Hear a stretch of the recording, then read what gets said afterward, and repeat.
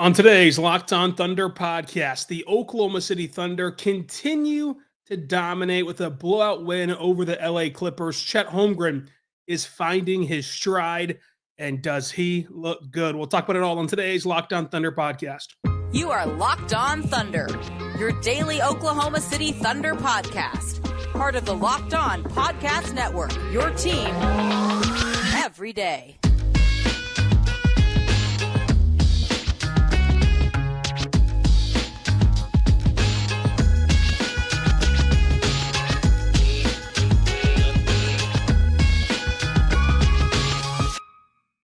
Let's get it going on the Locked On Thunder podcast on the Locked On Podcast Network, your team every day.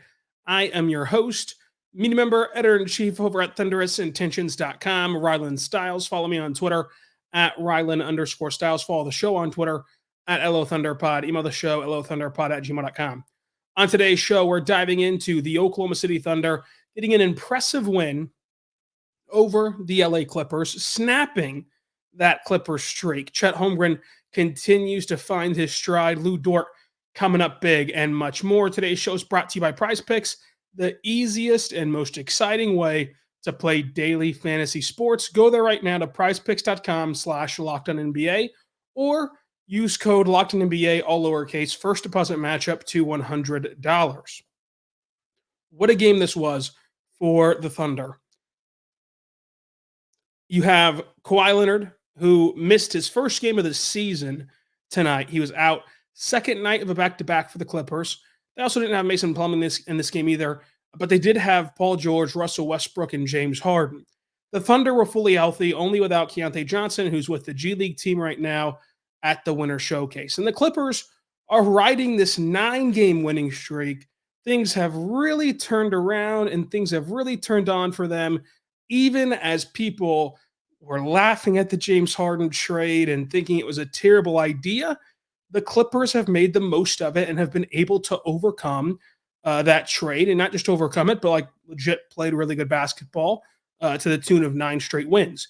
The Clippers come in 17-11. Now after the loss, they leave 17-11. The Thunder leave after the win 18-8 in this first 26 games of the season stretch here for both teams.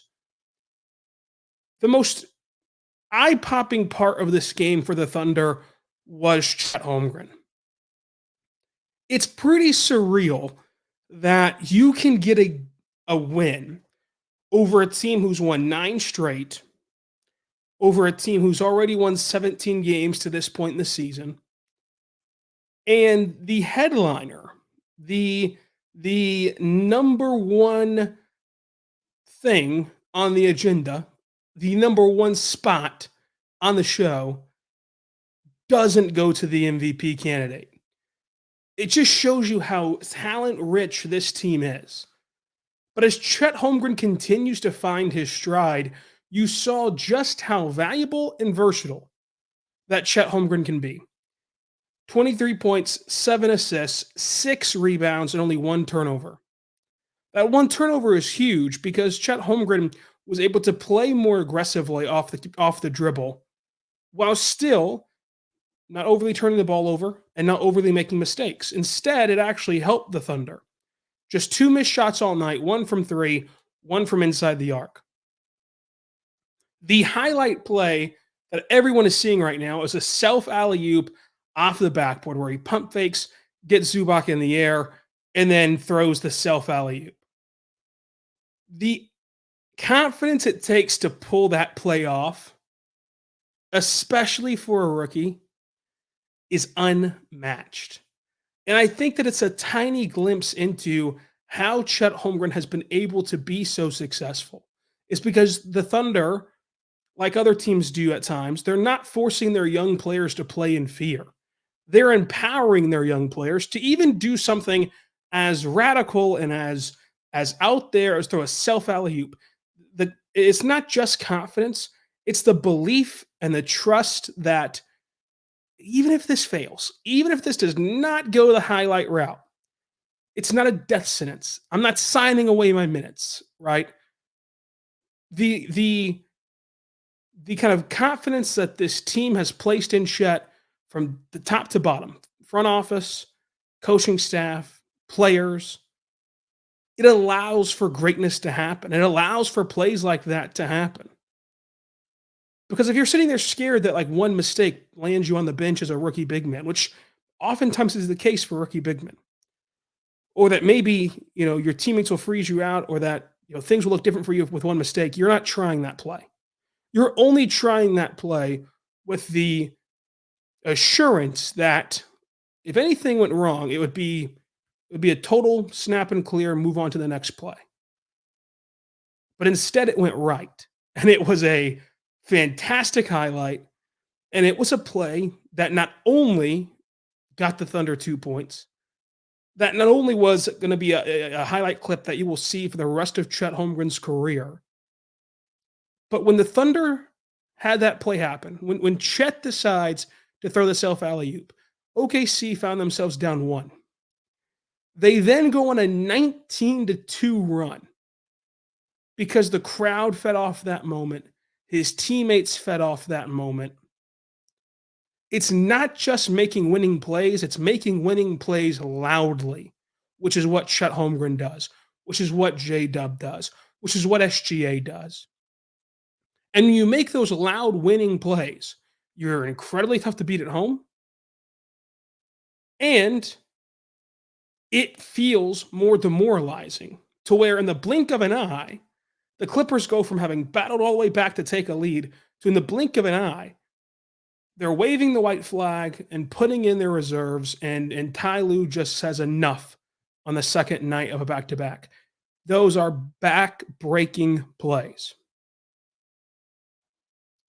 You have 3 guys who can make back-breaking plays, who can make plays that ignite an entire building, an entire team. And what's good about these guys is they're able to manufacture that energy even on the road, as we've seen them have success on the road early on this year.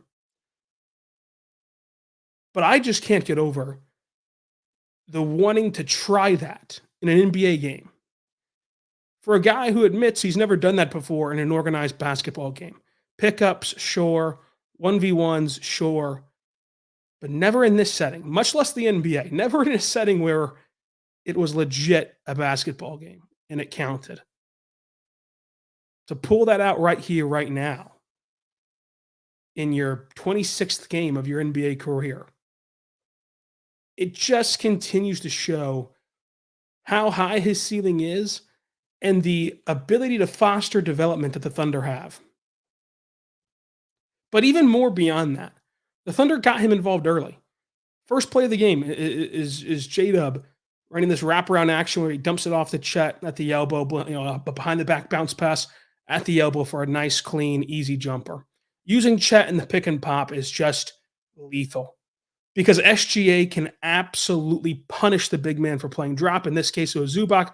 Zubac's playing drop in the pick and roll, leaving way too much space. So off the dribble, SGA can just pull up at the elbow and knock down a shot. And even if you get a clean switch, and let's say the big picked up SGA higher there, SGA can, of course, blow by the big and get to the rim. And if by somehow the big man takes away SGA, you've got to get a clean switch, which would be a bad guard contest on a 7-footer who can just shoot over the guard, or the switch is late and Chet's wide open. So that's why you see the pick and pop work so well for the Thunder. It's because of how talented SGA is too. There is no right decision.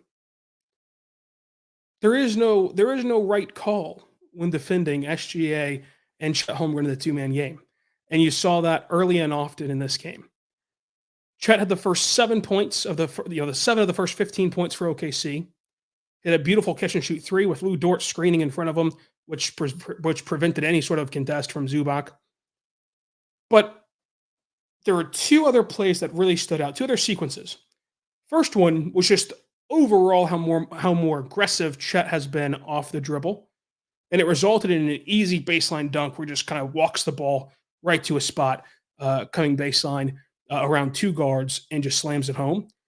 And when he's more aggressive off the dribble, we mentioned that the turnovers are still down, only 1 turnover in this game.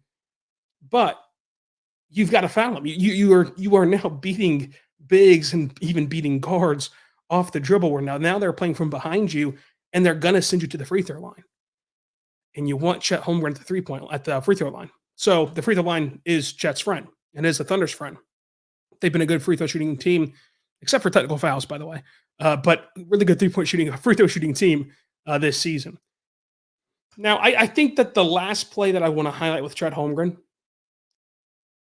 is another one of these plays where there's so many wrinkles off of it. There's 3 seconds left in the third quarter. Chet gets subbed back in at that dead ball. And they throw this home run pass down to Chet, who catches it on the other end, top of the key. And so now Chet has caught the ball top of the key, defender on his back, 3 seconds left, and look at all the options he has in front of him. He elects to pitch the ball to SGA, who is now having a full head of steam right to the rim. Fantastic option. They had to foul Shai. Shai goes to the free throw line, easy points that you've just generated with 3 seconds left and having to go the length of the court. If that pitch isn't there, the turn and shoot three, no matter who's on Chet, is still a quality look. Like, that's a more quality look than you're typically going to get up with 3 seconds left and having to go the length of the floor. So I love to see that from the Thunder. I love to see kind of what that can create for OKC. But Chet Holmgren in general continues to find his strides, continues to kind of lay out how good he can be, and thus how good this Thunder team can be. We'll talk about it more coming up on today's Locked On Thunder podcast. We're back on the Locked On Thunder podcast. I want to tell you right now, but our good friends over at BetterHelp. Folks, BetterHelp is awesome. Check them out today at BetterHelp. And, you know, my favorite part about BetterHelp is that if you've been wondering or if you've been wanting to experience what therapy can do for you, but maybe you've been using the same crutch of like, it's the holidays, there's a lot going on, I don't have time. Those are crutches that are very comfortable, especially for me to use. And I think that with BetterHelp, the benefit that I've found has been it's all on you. It's just on your timing. So they will work around your schedule entirely. And so you can go there and you can fill out this questionnaire survey, and they'll match you with a licensed therapist, and you can start rolling there. And if you feel like this maybe not the therapist for you, that's fine. You can totally rematch with a new therapist, no extra charge, until you find the right one for you. And then you can just continue now down that path and gain all the wonderful benefits of therapy. So you can try BetterHelp. It is flexible and fully suitable around your schedule. So that's incredibly convenient, and it's entirely online. So check it out today at betterhelp.com/lockedonnba. That's betterhelp.com/lockedonnba. In the season of giving, give yourself what you need with BetterHelp. That's betterhelp, HELP.com/lockedonnba.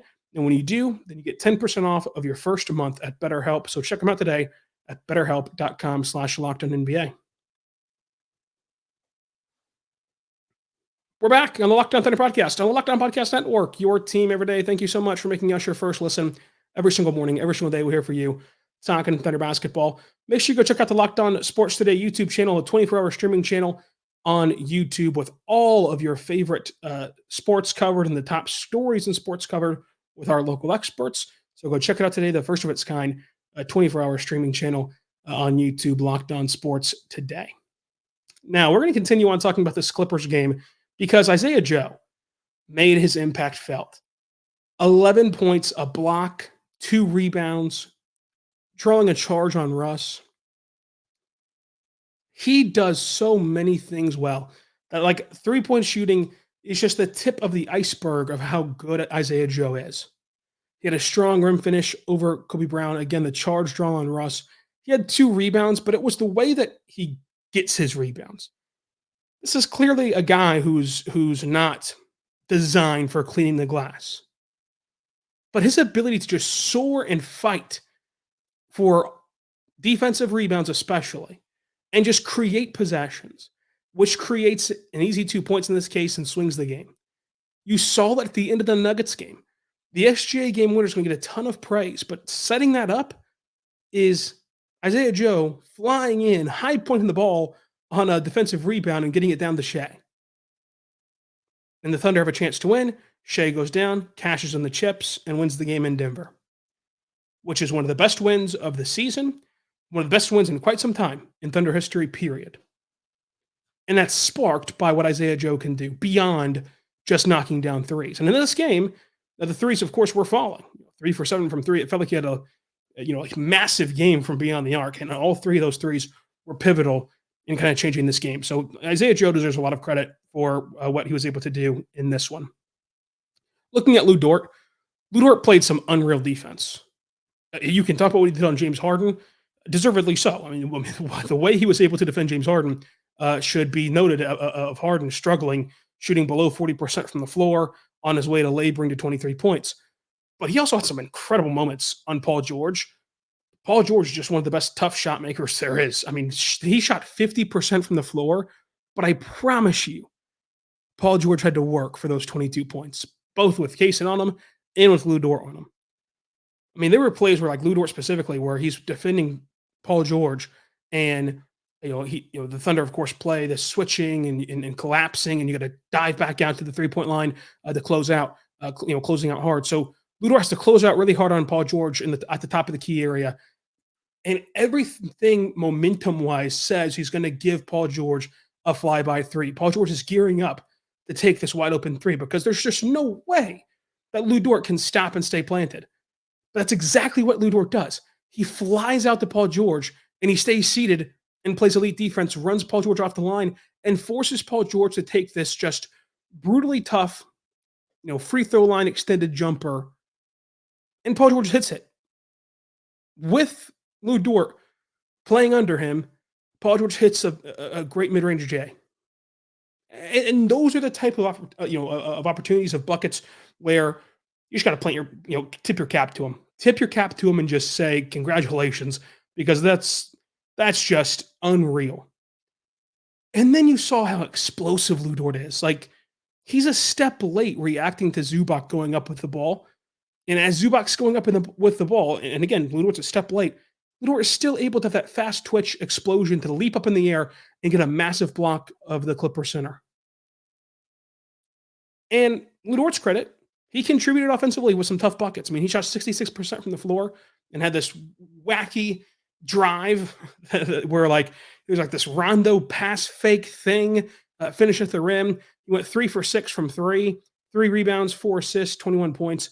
Just a really good all-around game from Lou Dort, and his versatility defensively to go and play a team where, it's harder to find a top of the scouting report guy.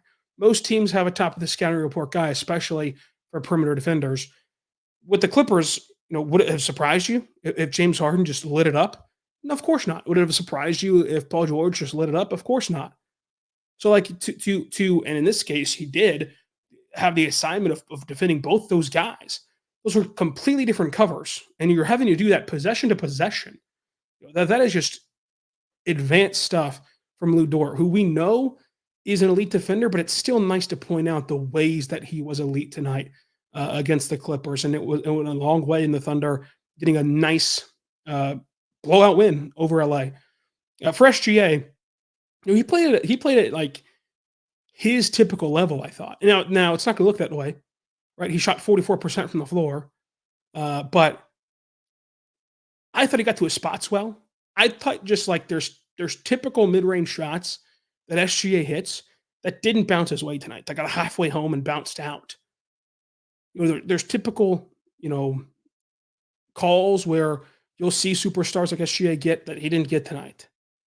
So those factors resulted in 31 points on 44% shooting not being a typical night for him. That's insane to say, but it isn't in terms of statistically. But I thought in terms of, marching to his spots and beating the defense, it was a typical night for him. And so whenever you look at this, I'd be curious to see if the Clippers were not on the second night of a back-to-back and were fully going for it. The Clippers to me don't have a guard who can slow down SGA. But I would be curious to see if this had to be a playoff series, if this turns into a playoff series at the end of the year, you're obviously going to want to play up on Shai to where you're going to play either Kawhi or Paul George on Shai.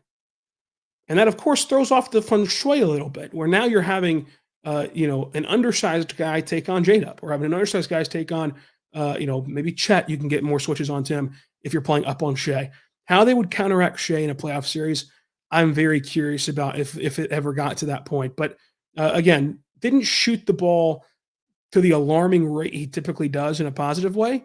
But I still thought that these were quality looks for Shai, and looks you want Shai shooting more often than not, and more often than not they're going to go in.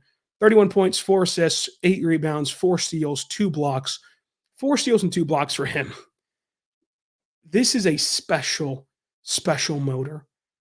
And it's become so normal over the last year that, yeah, Shai just goes out there and scores 30 and plays really good defense and is engaged on defense. That's not how NBA superstars typically are. That's not the reality that most NBA markets deal with. But it is the reality for Oklahoma City. And it has been such a huge difference and a huge help for Oklahoma City that SGA is just able to play this way, night in and night out. 4 steals, 2 blocks. He had a great block of, I believe it was Terrence Mann, I think, at the rim, which was really nice. And then just the steals and the ability to scrap for loose balls, either loose balls that he, of course, corrals himself, or that he's able to deflect away from the action into the arms of another Thunder player. Those things that he does, those kind of gritty, tough things in a random December night, that's not guaranteed with other NBA superstars. That's really rare from other NBA stars. We'll talk Josh Giddey, J-Dub, Cason, Wiggins, and how the Thunder looked in general, all coming up. But first, I want to say right now, my good friends over at PrizePicks. Folks, PrizePicks is great. Check them out today. They're available in Oklahoma. PrizePicks.com/LockedInNBA. PrizePicks.com/LockedInNBA. This is daily fantasy made easy because it's just you versus the projected numbers. That way, you're not worried about taking on some pro fantasy player who knows way more than you could ever possibly know because they just study this night in and night out. You can just have fun picking out your card and building your little entry where you can pick 2 to 6 players, and they can either all be NBA players, they can be some NBA players, some NFL players, some NHL players. You can mix and match sports if you want to. But my personal favorite is, of course, looking at the NBA. And when you look at the NBA, you can say, hey, I think that Anthony Davis will have more or less than his rebound projection. I think LeBron will have more or less than his points projection. I think that SGA will have more or less than his assist projection. And you've built an entire entry over tomorrow's Lakers game. And I know what you're thinking. It's the holidays. I want to set this right now. But it's the NBA. We never know who's going to play. That's where PrizePicks is really, really cool, because PrizePicks is the only platform that gives you this reboot policy to where your entries can survive, not knowing if a guy will play or not. If you set it, you don't have to worry or be scared of what's going to happen. They'll take care of you if you need a reboot because a player didn't play. So you can set your entries and feel good that everything will be all right, even if guys are out. So check it out today at prizepicks.com.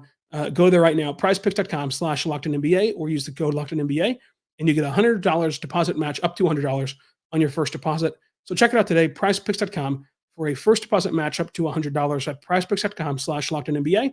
That's prizepicks.com/LockedOnNBA. We're back on the Locked On Thunder podcast, on the Locked On Podcast Network, your teams every day. Thank you so much for making us your first listen every single morning, every single day. We're here for you, talking Thunder basketball. Josh Giddey, I thought that he played well in the first half, obviously, but he did leave the game just before halftime with an ankle sprain. Mark said post-game that they'll just have to see how he reacts and how he is at practice tomorrow. So an update should come sometime tomorrow afternoon. I would guess around noon or so would be the update for Josh Giddey. But if not, it'll come at 5 o'clock when the initial injury report is submitted. So keep an eye for that ahead of the Lakers game. But in this game, Josh Giddey, 3 threes in the first half, only 1 missed shot. Had a really nice behind-the-back pass to SGA for a easy bucket where he saved a 3-on-1 possession, which Paul George blew up. Josh got the loose ball and then sends it a behind-the-back pass to SGA. He also had a very good drive where the Clippers did part the Red Sea for him because they're scrambling to pick up their guys and no one stopped ball. But the decisiveness from Josh Giddey is the reason why the Thunder were able to take advantage of that. And typically, Josh Giddey not very decisive, and so you might lose that advantage. But his decision making to just attack the rim, it results in an easy dunk because no one stopped the ball, and you're able to capitalize on some misplaced defense from the Clippers and not allow them to react to their mistake. 11 points, 4 assists, 3 boards for Josh Giddey. He did take, of course, a tumble with the ankle injury. It did not look good, but I'm not a doctor, so I won't play one on a pod. We'll see what it looks like. I didn't stay at Holiday Inn last night. Is it the Holiday Inn or is it the Express or is it what's the joke with the olds out there? No offense to the olds out there. Let me know on Twitter or in the YouTube comment section. Cason Wallace, I think deserves a lot of credit. Like his box score is not going to indicate that because he had 2 points and 3 assists and a block, and he missed some open threes he typically hits. But you should just seriously you know how the NBA lets you kind of just like watch an interactive box score where you can click on field goals made and watch all the field goals made. You should go watch the field goals made from Paul George. And it's going to say more about the defense of the defense was really he was not getting freebies out there. Cason Wallace was making him work. And there were multiple times where Paul George just couldn't shake Cason Wallace. So he shoots over Cason a tough shot. And at that point, what do you do? Cason deserves a lot of credit for the way he plays defense, and especially in a night like tonight against Paul George. J-Dub, I think he got it done. Again, box score 13 points, 4 rebounds, but the 7 assists.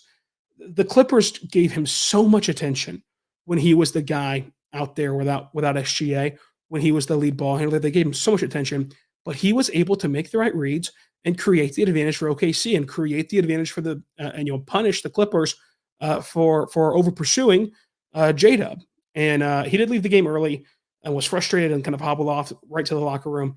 But he did return, and every time he was out, he was on the bike. So we'll see kind of how that responds again on Friday whenever there's no adrenaline. But at least he did return. That's still a good sign for J-Dub because he did kind of come up a bit lame whenever he hit a bucket on the baseline. I don't know if he stepped on somebody on the baseline or what, but he went into the crowd kind of frustratedly. And then when the play stopped, he had to take a little wince break and then go back to the locker room. So we'll see what it looks like again with no adrenaline, but it's a great sign that he came back, obviously to come back in this game and played, and moved pretty well when he was in the game after he came back, because that happened right at the start of the third quarter, and he still looked good the rest of the way. Luckily, of course, for the Thunder, they were able to take out their guys around the 4-minute mark and just kind of coast the rest of the game. But still, something to note to watch for J-Dub.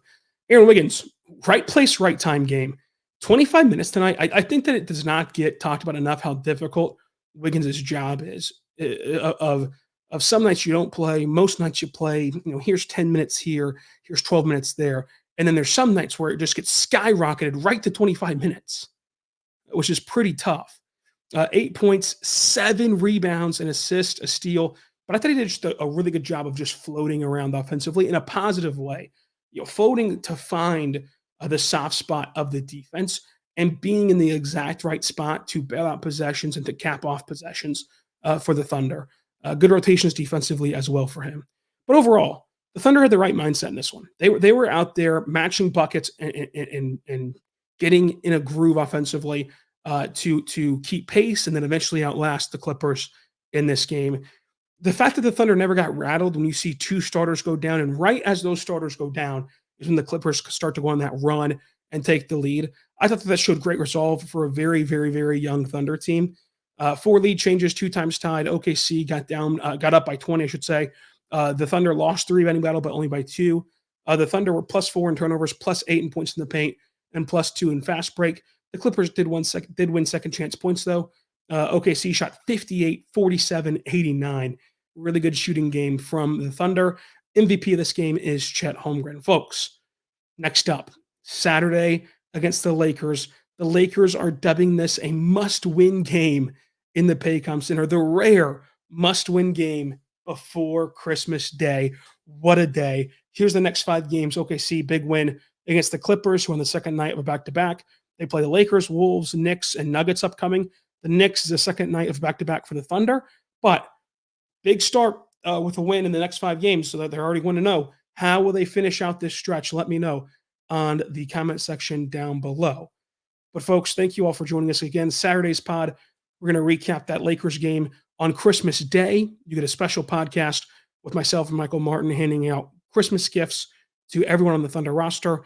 And then back on Tuesday with a mailbag pod ahead of that stretch of back-to-back games, Wolves and Knicks. So make sure you check out Locked On Thunder wherever you get your podcast from, including on YouTube. And until Saturday, be good and be good to one another.